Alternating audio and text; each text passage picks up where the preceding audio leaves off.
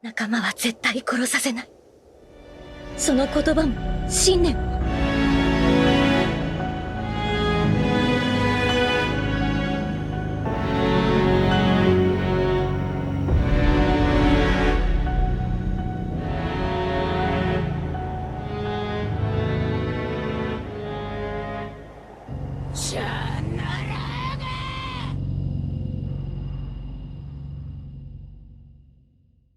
Yo tout le monde, très content de vous retrouver pour un nouveau combat fictif, ça faisait longtemps. Après plusieurs vidéos Uchronie, je voulais revenir sur ce format que beaucoup me demandent souvent. Et aujourd'hui j'avais envie de m'attaquer à un débat qui divise pas mal et sur lequel j'ai un avis assez tranché, Sakura contre Hinata. Comme d'hab, on va évoquer différentes versions des personnages et les faire s'affronter dans un combat fictif. Let's go.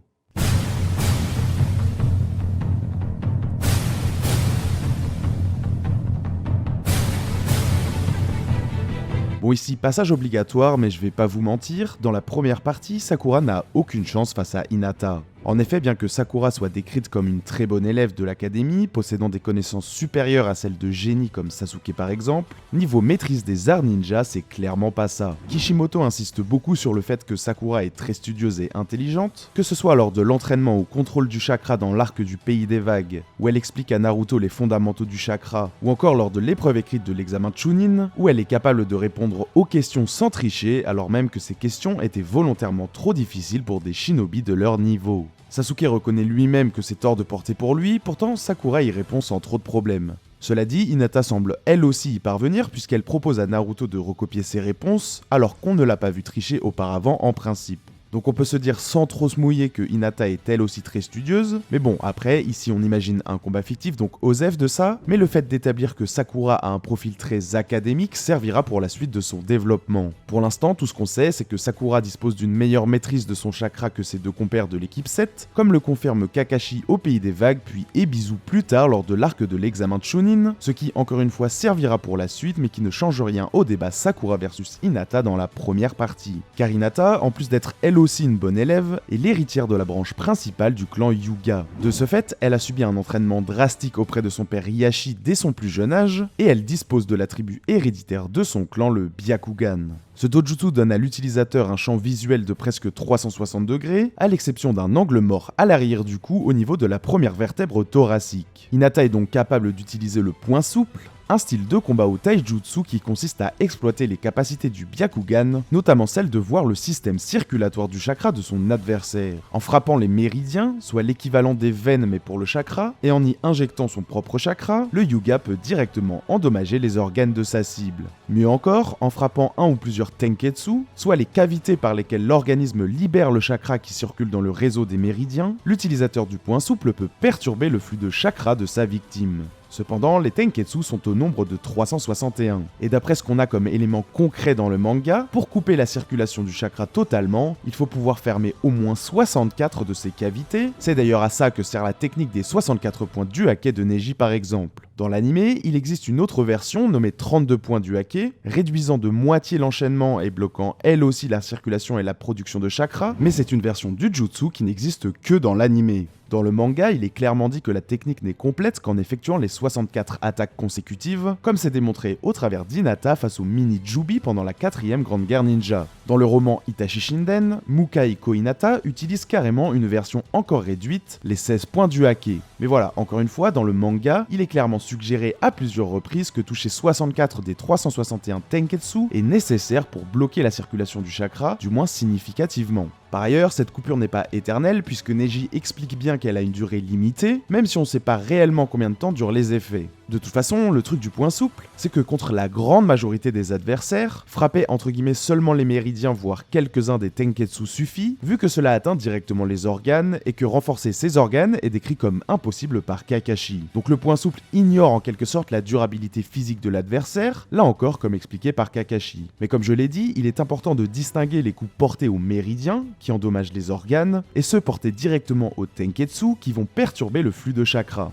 Dans le combat Neji versus Hinata, le premier parvient à rendre inefficace le point souple de la seconde car il a perturbé et non coupé son flux de chakra. Car comme expliqué plus tard par Tenten lors de l'affrontement Neji versus Naruto, libérer du chakra d'un point précis de son corps, comme c'est nécessaire lorsqu'on veut utiliser le point souple, demande une très bonne maîtrise de son chakra. Donc forcément, une fois son système circulatoire perturbé, injecter son chakra dans son adversaire en le libérant de la paume de ses mains ou bien de ses doigts est très compliqué, vu qu'encore une fois d'après Tenten, une telle maîtrise de son chakra est déjà difficile même pour un ninja supérieur. Donc c'est le combo de perturbation du flux de chakra lorsque les tenketsu sont touchés et des dégâts subis directement aux organes quand les méridiens sont attaqués qui rend le point souple dévastateur. Vous pensez peut-être que je chipote, mais je vous assure, gardez bien tout ça en tête, ce sera super important pour la suite du combat. Pour en revenir au combat Sakura versus Hinata dans la première partie, comme je le disais, Sakura est totalement démunie. Hinata est capable d'échanger des coups avec Neji lors de leur combat, alors même que Neji n'avait aucunement l'intention de se retenir face à sa cousine, afin de régler ses comptes avec l'héritière de la branche principale de son clan.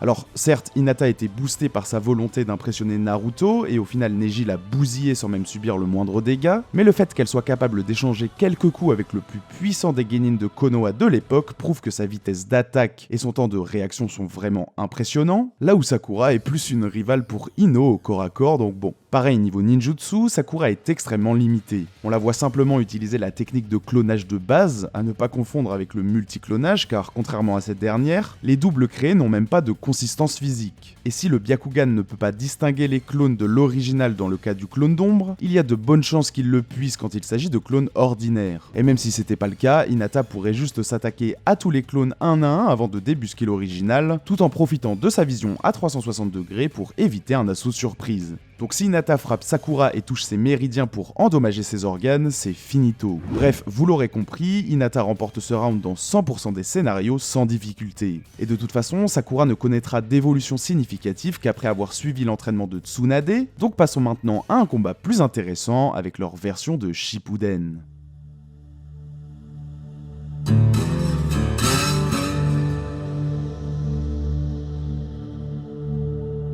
Après plus de 2 ans d'entraînement aux côtés de la Godaime Hokage et Sannin légendaire Tsunade, Sakura connaît une progression fulgurante. En effet, c'est ici que Kishimoto capitalise sur les capacités académiques de Sakura établies plus tôt dans l'œuvre. Grâce aux enseignements de Tsunade, Sakura met à profit ses talents en matière de maîtrise du chakra, non seulement pour se spécialiser dans le ninjutsu médical, mais aussi et surtout pour augmenter considérablement sa force physique. Car comme expliqué à de nombreuses reprises dans le manga, que ce soit par Kakashi ou par le narrateur des romans par exemple, la force du shinobi dépend en grande partie de son contrôle sur son chakra. En le concentrant dans ses bras ou dans ses jambes, avant de le libérer dans le timing parfait de l'impact, Sakura est capable de développer une force qualifiée de titanesque par Kakashi et de monstrueuse par Naruto. Durant le deuxième entraînement des clochettes, Kakashi dit même que Sakura a le potentiel de dépasser Tsunade. Et bien qu'il dise ça pour hyper Sakura, qui reste quand même un des personnages principaux je le rappelle, on connaît la clairvoyance de Kakashi, qui avait déjà su déceler le potentiel de Naruto dès le début du manga, et qui voyait en Sasuke un talent brut qu'il exploitera notamment en lui enseignant le Chidori. En plus, cette déclaration de Kakashi s'inscrit dans un contexte. Ce dernier connaît les qualités de Sakura, et il constate les progrès fulgurants qu'elle a fait durant son entraînement avec Tsunade. D'ailleurs, ce potentiel, Sakura l'exploitera durant l'arc suivant face à Sasori. Bon déjà, elle est capable de créer un antidote au poison de Sasori pour sauver Kankuro alors que les médecins de Suna, et surtout Grand-Mère Shio, censés être la référence en la matière, s'en disaient incapables. Elle reconnaîtra que seul Tsunade serait capable de sauver Kankuro, pourtant Sakura y arrive sans trop de soucis. Alors, dans un combat contre Hinata, ce type de compétence a assez peu d'importance, mais ça sert surtout à illustrer le potentiel de Sakura dont parlait Kakashi. Et puisqu'on parle de Sasori, c'est aussi l'occasion de rappeler que Sakura a réalisé une belle performance face à lui. Déjà, Grand-Mère Shio se dit incapable de briser la défense du pantin Iruko, mais elle est confiante à l'idée que la force brute de Sakura fera le taf, et elle avait raison, puisque Sakura réussit à briser la marionnette d'un simple coup de poing dans la foulée. Bon, après ça, sans l'aide de Shio et ses fils pour réagir aux assauts de Sasori, Sakura n'aurait probablement pas pu éviter plusieurs des attaques de Sasori dans un premier temps, mais il est quand même assez clair qu'elle progresse considérablement durant ce combat.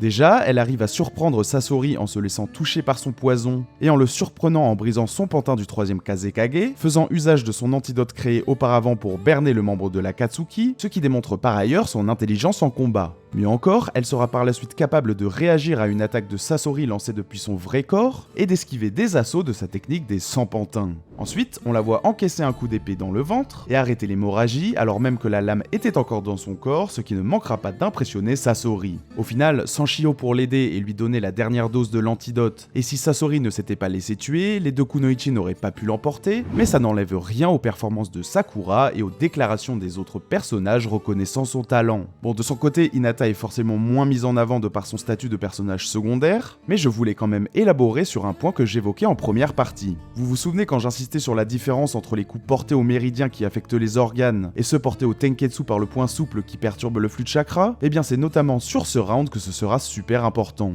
En effet, on l'a dit, pour perturber le flux de chakra, il faut s'en prendre directement au tenketsu, et Kakashi explique bien que les distinguer demande une grande maîtrise, et que les toucher en situation de combat est d'autant plus complexe. D'ailleurs, lorsqu'il s'attaque au tenketsu de Hinata lors de leur combat, Neji explique que sa capacité à les distinguer clairement et à les frapper démontre l'écart qui les sépare. Ainsi, on peut se dire qu'à ce stade, Hinata a soit du mal à distinguer clairement les 361 tenketsu, ou alors qu'elle a du mal à les toucher avec précision. Cette interprétation est soutenue par son incapacité à utiliser les 64 points du hake avant le milieu de la 4ème grande guerre ninja, étant bloqué à 32 coups successifs, ce qui, on l'a dit, ne garantit pas forcément une coupure totale du flux de chakra, en tout cas si on se base uniquement sur les éléments du manga. Et d'ailleurs c'est en ça que Neji est un génie. Non seulement le mec maîtrisait les 64 points du hake à 13 ans voire avant ça, mais en plus il était capable de libérer du chakra par chacun de ses tenketsu en même temps pour utiliser le tourbillon divin, une capacité qui demande une maîtrise de fou furieux on le rappelle, et que finalement Hinata ne s'est jamais, je dis bien jamais, montré capable de réaliser.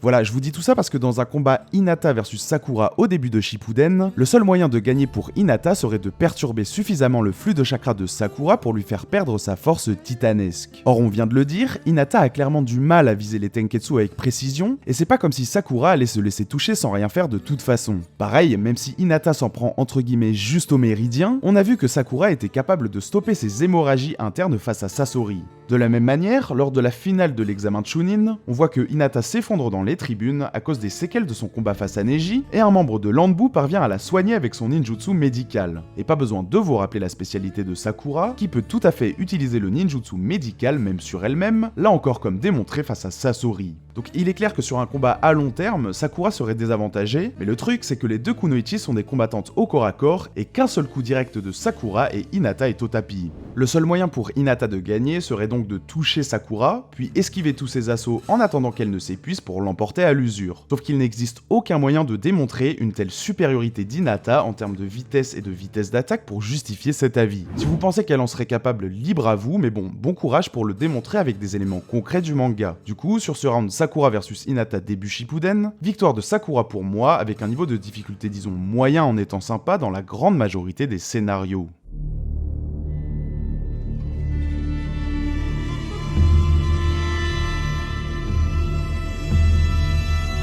Pour le prochain round, on va évoquer un affrontement hypothétique entre Sakura après avoir débloqué le saut du Byakugo contre Hinata pendant la 4ème grande guerre ninja. Et alors, déjà, il faut rappeler que cette Sakura n'a plus besoin de constamment concentrer son chakra en un point précis, une étape obligatoire au développement du saut du Byakugo sur son front, et peut désormais libérer toute sa puissance sans avoir à faire un effort pour garder une apparence jeune, ce qui explique que sa force de frappe dépasse même celle de Tsunade, des propres mots du Shodai Hokage Hashirama Senju.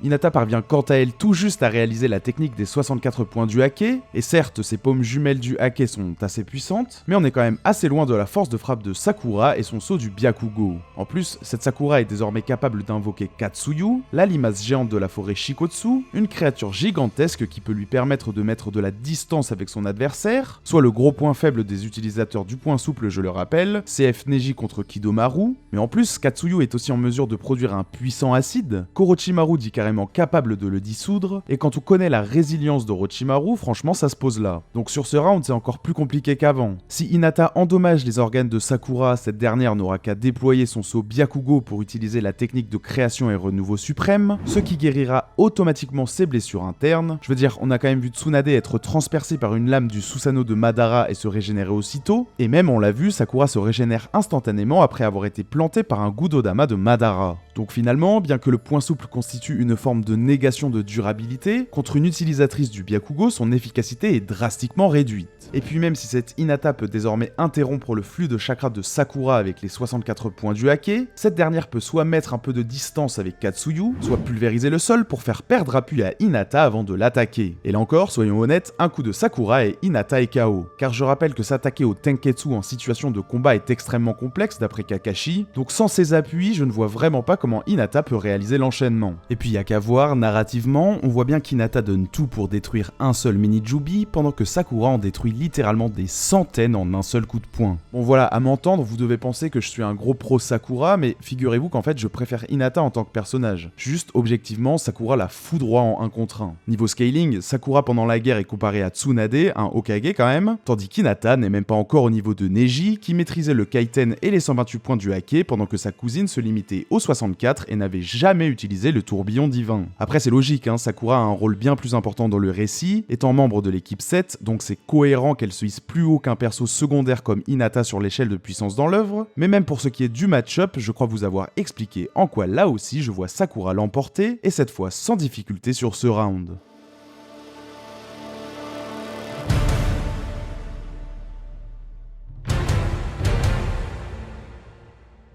Pour finir, je voulais rapidement évoquer un dernier round, Sakura versus Hinata post-Shippuden. Bon, en soi, on va se concentrer sur la période The Last, vu que dans Boruto, Hinata n'est même plus active en tant que ninja, donc la comparer à Sakura qu'il est toujours aurait assez peu de sens. En plus, avec la sortie de l'adaptation manga du roman Sasuke Retsuden la semaine dernière, on va peut-être avoir droit à des choses intéressantes concernant cette Sakura, voire même à des ajouts par rapport au roman adapté justement, donc je me dis que ça peut être intéressant de garder sous le coude quelques éléments sur la puissance de Sakura dans Boruto pour une vidéo dédiée si vous êtes chaud. Je vous invite d'ailleurs à foncer lire le premier chapitre de cette nouvelle série sur Manga Plus, en tout cas si c'est pas déjà fait parce que ça a vraiment un potentiel de dingue et les dessins de Shingo Kimura collent parfaitement au style de Kishimoto et perso je suis vraiment hypé. Bref, tout ça pour dire qu'ici on va se concentrer sur la période The Last. Bon, déjà dans le film The Last justement, Sakura est la seule à parvenir à déjouer le genjutsu de Toneri pour en libérer les autres, dont Hinata d'ailleurs, une nouvelle preuve de sa maîtrise exceptionnelle sur son chakra, là où même un Jinchuriki parfait comme Naruto n'y parvient pas. Ensuite, elle se vide quasi intégralement de ses réserves pour les donner à Naruto, après que ce dernier se soit fait arracher une immense partie de son chakra, et malgré ça, elle est suffisamment vite sur pied pour infiltrer le château de Toneri et one-shot un par un ses pantins, malgré le fait qu'elle n'avait probablement pas totalement récupéré. Bon, je rappelle que ces pantins se faisaient eux aussi one-shot par Hinata, donc ça prouve pas grand-chose ici, mais je trouvais ça intéressant de le noter parce que ça prouve potentiellement que les réserves de chakra de Sakura sont finalement pas à sous-estimer. Par ailleurs, dans le roman Sakura Iden, qui se déroule 6 mois après The Last, il nous est dit que Sakura est désormais capable de concentrer son chakra dans tout son corps pour renforcer sa résistance. Grâce à ça, elle a notamment été capable de tanker des assauts de Kido Tsumiki, un membre de l'Anbu boosté par la drogue bijou, un composé créé à partir des cellules de Naruto et Sasuke, récoltées dans la vallée de la faim, soit après leur boost conféré par Hagoromo, et ce sans utiliser le sceau du Byakugo. Grâce à cette drogue, Kido est en mesure de se transformer en une sorte de mode bijou version 2 avec 9 queues, donc je vous laisse imaginer le niveau du bonhomme. Lors de son affrontement contre ce dernier, et alors même que Sakura avait vu son flux de chakra perturbé par une drogue, elle a aussi réussi à tanker une queue de chakra logée dans son estomac, et elle a même évité plusieurs des attaques Raiden de Kido. Et vous comprenez sans doute en quoi vous parlez de cette perturbation de chakra a du sens dans un combat contre une utilisatrice du poing souple.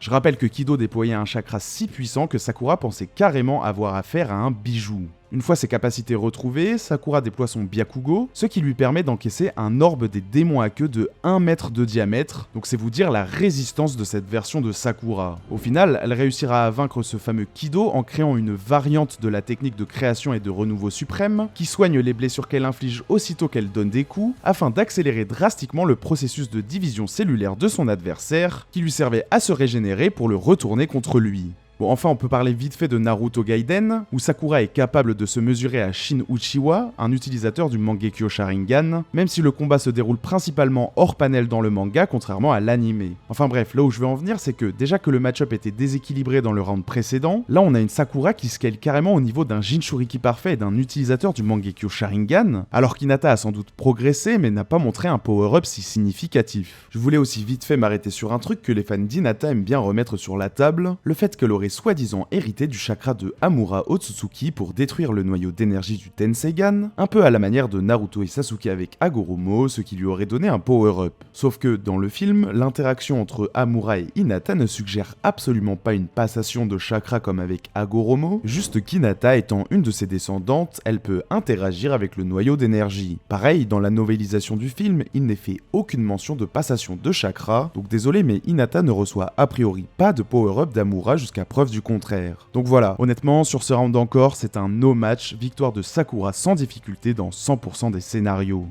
Voilà les potos, on a fait le tour de ce nouveau combat fictif, j'espère qu'il vous a plu. Verdict, à part dans la première partie du manga, Sakura pulvérise toutes les versions d'Hinata, désolé aux fans de cette dernière. Bien sûr, si vous n'êtes pas d'accord, je vous invite à en débattre dans les commentaires, dans le respect évidemment, c'est juste un combat fictif, hein, pas besoin que ça vous monte à la tête. Dans tous les cas, si vous avez kiffé, je vous invite comme d'hab à liker la vidéo, à la partager et à vous abonner à la chaîne en activant la cloche, ça me régalerait. Comme toujours, je vous invite aussi à me follow sur Twitter et à rejoindre mon Discord, sur lequel je suis super actif et où on se marre bien. Sur ce les potes, il me reste plus qu'à vous souhaiter une super journée ou soirée, et à vous dire à plus sur Contre-Culture.